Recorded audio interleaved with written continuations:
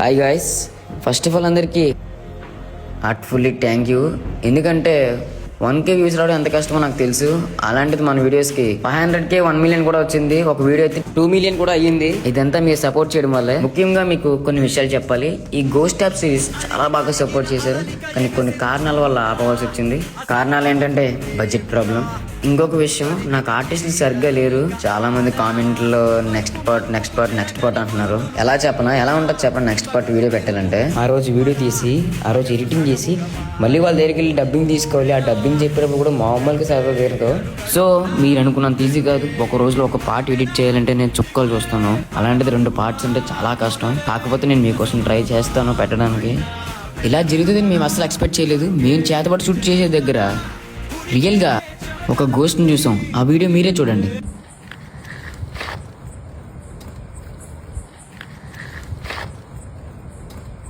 చూసారు కదా? సో దీనివల్ల యాక్టింగ్ చేసే ఆర్టిస్టులు కూడా భయపడ్డారు, కెమెరామెన్ భయపడ్డాడు, టోటల్ టీం మొత్తం భయపడ్డారు.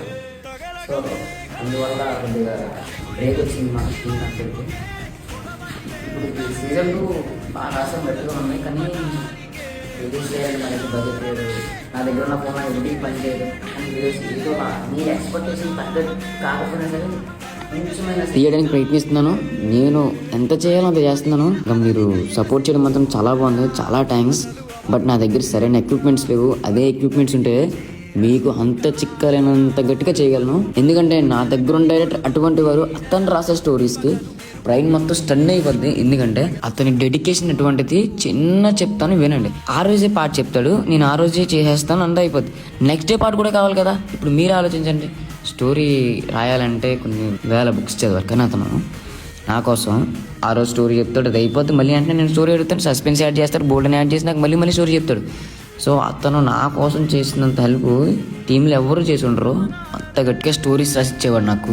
సో అతను లేకపోతే నేను ఎంతవరకు ఈ స్టోరీ నడిపించగలను అనే హోప్స్ అయితే నాకు లేవు. ఇప్పుడు ఒక స్టోరీకి కావాల్సిన సస్పెన్స్ ఉండాలి, ఇంట్రెస్ట్ ఉండాలి, ఇంకా ప్రతి సీన్ కూడా ఒక హైలైట్ అవుతూ ఉండాలి.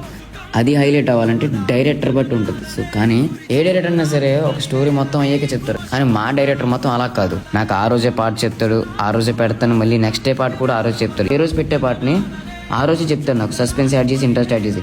డైరెక్టర్ నా కోసం అంత చేసినా సరే, నేను దానికి తగ్గ ఎఫర్ట్స్ పెట్టినా సరే నాకు కట్టైన రిజల్ట్స్ వచ్చేవి కాదు. ఎందుకంటే బడ్జెట్ ప్రాబ్లం. నా దగ్గర ఉన్న ఫోన్ నాకు సరిగ్గా పనిచేసే కాదు, ల్యాప్టాప్ లేదు, ఏం లేదు. బట్ కాకపోతే నాకు ఆర్టిస్టులు కూడా సరిగ్గా సపోర్ట్ చేయలేదు. సో ఎనీవేస్ నేను మాత్రం ఒక కొత్త సిరీస్తో వస్తాను. దానికి షూటింగ్ జరుగుతుంది, అది రిలీజ్ అవుతుంది, టైం పడుతుంది. అంతవరకు నేను కామెడీ అయినా చేయొచ్చు, లేకపోతే హారర్ కామెడీ అయినా చేయొచ్చు.